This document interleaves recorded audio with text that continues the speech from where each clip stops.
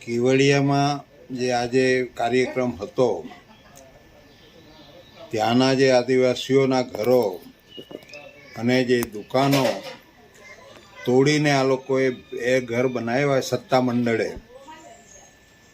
અને સરકારની વિરુદ્ધમાં કેન્દ્ર સરકારનો આ પ્રોજેક્ટ છે. તો કેન્દ્ર સરકાર તો એમ કહે છે કે ભારતના આદિવાસીઓનો અમે વિકાસ કરવાના છે, ભલાણું કરવાના છે. તો એ લોકોની જમીન પર શા માટે તમે પ્રોજેક્ટ નાખો છો? એનો વિકાસ તો છે નથી. તમે દુકાન બી કરવા દેતા નથી. એની જમીન જે ગામડાઓની જમીન છે એ જમીન એ લોકોની છે, ત્યાંના લોકોની. એના પર તમે ઘર બી બાંધવા દેતા નથી, એને ત્યાં રહેવા પણ નથી દેતા. તો કેવી રીતના આ લોકોનો વિકાસ કરવાનો છે? આ જમીનના માલિક તો એ લોકો છે ને, સત્તા મંડળના બ્રાહ્મણ કે વાણિયા.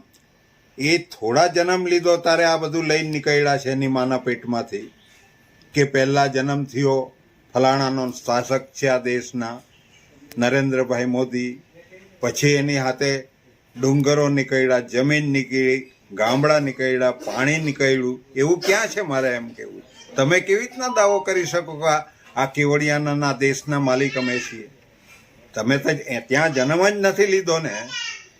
અમારી પાસે તમે સર્ટી માગો છો કે તમે અહીંના છો એવું સાબિત કરી આપો.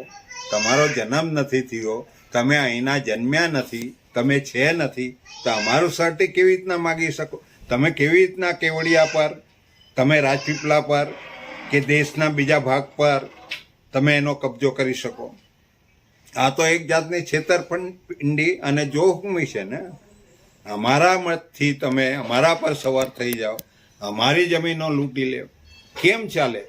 સરદાર સાહેબનું પૂતળું બનાવ્યું તો અમારા બી મહાન નેતા હતા, બિરસા દાદા હતા, જયપાલસિંહ મુંડા હતા. એમને બી પ્રતિમા મૂકવી જોઈએ ને, એને ભારત રત્ન આપવું જોઈએ ને. શા માટે નથી આપતા? અમારા માટે ઓરમાયું વર્તન કેમ છે? તમે જ બતાવો છો કે અમે આ દેશના આ વિસ્તારના માલિક નથી, અને જે માલિક છે તેને તમે ત્યાંથી છંછેડીને તમે બે ઘર બનાવો છો, એને ત્યાંથી કાઢી મૂકવાની વાત કરો છો. એ કેવી રીતના શક્ય બને? મારે એમ કહેવું છે. આ લડાઈ જારી રહેશે અને ચાલશે લાંબી. તમે ગમે એટલા બંધ કરશો તમારી પોલીસ મોકલીને, તો પણ આ સમસ્યા હલ નથી થવાની. જ્યાં સુધી સમસ્યા હલ નહીં થાય ત્યાં સુધી આ ઝઘડો આ પૃથ્વી ઉપર રહેશે અને કોઈ અટકાવી નહીં શકે.